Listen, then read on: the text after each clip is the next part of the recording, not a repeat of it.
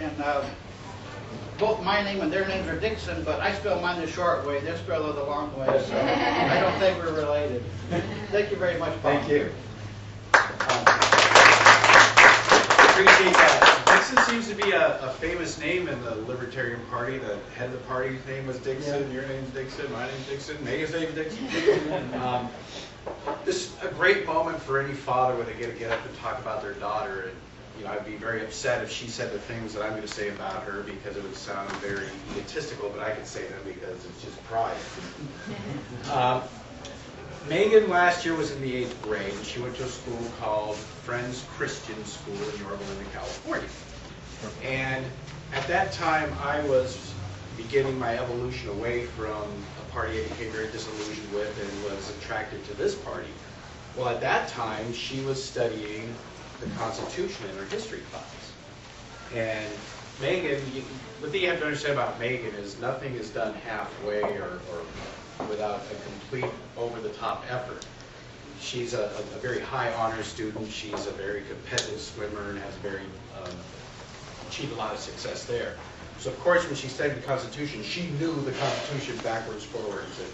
And she looked at the Constitution and she said, "Dad, this has nothing to do with the way our country operates anymore." And she said, "Why did they hand me this and tell me this is what our country's based on when none of this happens?"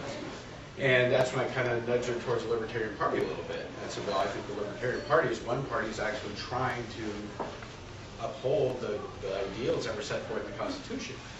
So she had to give a persuasive speech that year, and she gave it to, she wrote the speech herself on the virtues of libertarianism. And when I read the speech, I was so impressed with it, I thought, what the heck, I'll email it off to the party.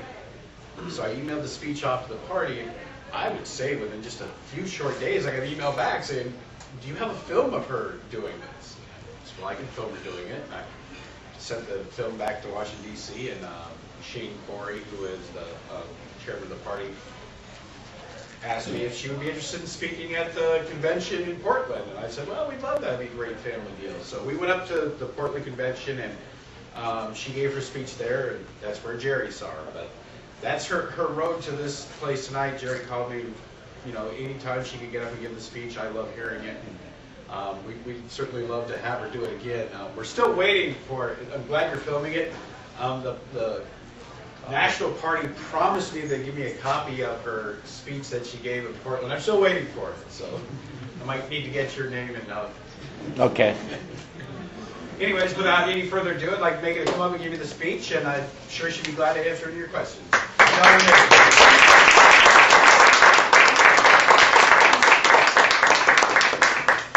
Thank you. I don't think I need to introduce myself. My dad didn't know that. So, thank you for allowing me to speak, and here I'll Benjamin Franklin once said, "They that can give up essential liberty to maintain a little temporary safety deserve neither liberty nor safety." Although stated hundreds of years ago, these profound words hold significant meaning today.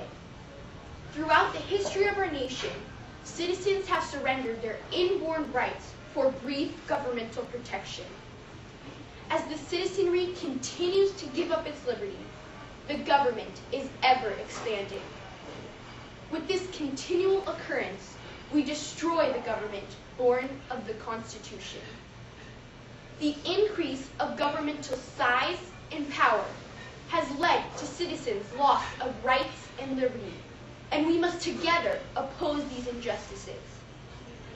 Removing our constitutional rights and inborn liberties, the United States government destructively abuses its power. First, the legislature has passed bills that are an affront to our constitutionally guaranteed freedoms. With strict laws and brutal consequences for those that disobey, they deny citizens the right to practice personal responsibility. Aggressive and unwavering, they limit the right of free expression. Also, the government disregards our rights by using eminent domain to take land from one private landowner and give it to another. In the Kello versus Connecticut case, the United States Supreme Court upheld the government taking of people's homes to give to a private developer. The authors of the Constitution rejected government taking of the citizens' land. When the government abuses the power of eminent domain with these unlawful takings, they dishonor their cause. Finally, enforcing the act of censorship, they limit one's right to freedom of speech and press.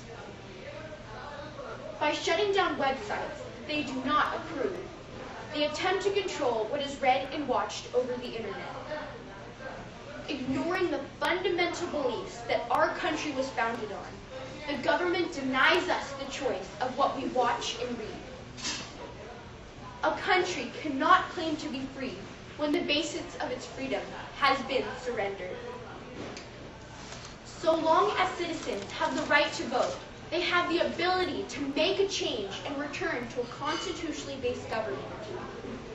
First, by electing libertarian leaders, citizens can prevent the abuse of governmental power. Voting for liberty-conscious representation, we will appoint leaders that share our interests and beliefs. We must also eliminate career politicians and enforce restrictions on the terms and power in people in government. Citizens should never elect politicians in favor of a large controlling government. Also, by returning to a constitutionally based government, we can live as intended by our founding fathers. Government should no longer provide for every need of its citizens with taxpayer money. Under the Constitution, the government is forbidden from placing a direct tax on each person. Therefore, the income tax, which fines each worker a large sum of money for simply earning a living, must be repealed. Finally, citizens must repeal fraudulent laws that remove civil rights. Influencing our congressional representatives, we can encourage them to reject bills that do not follow the limitations set by the Constitution. Informed and proactive voters can make the necessary changes to reform a government of the people, by the people, and for the people. Although too young to vote, youth can still join together and bring about positive changes in government. First, giving no personal information to the government, we will shield our right to privacy. How could we possibly expect bureaucrats to remain out of our private lives when we freely provide our personal data? We need to reject bills such as the Patriot Act, which further limits our right to privacy by granting police the right to pry into our personal communications under the guise of protection. Also, we shall lobby against the government's plan for redevelopment in the nation. Local governments use this tool to take land from private landowners and give it to other private landowners at their discretion. To end this offense, we must urge our elders to vote and limit both the size and authority of people in government. Finally, responsible and eager, together we must raise our voices against government injustices. Writing letters to government officials, we can inform them of our views and beliefs.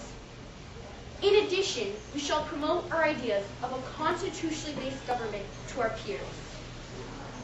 By taking such actions, we will honor the intentions of our founding fathers, who created a haven where people could freely express themselves, own property, and live without governmental tyranny. Our nation's current form of government must be reformed into one that the authors of the Constitution intended. Currently, the government has a great deal of influence on aspects of our lives that should remain private.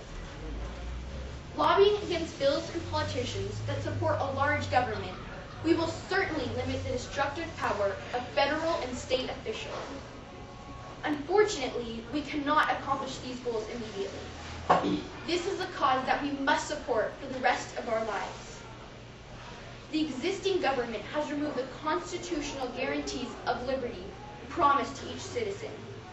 As stated by Carl Schurz, if you wish to be free, there is but one way, to guarantee an equally full measure of liberty to all your neighbors. There is no other. Thank you.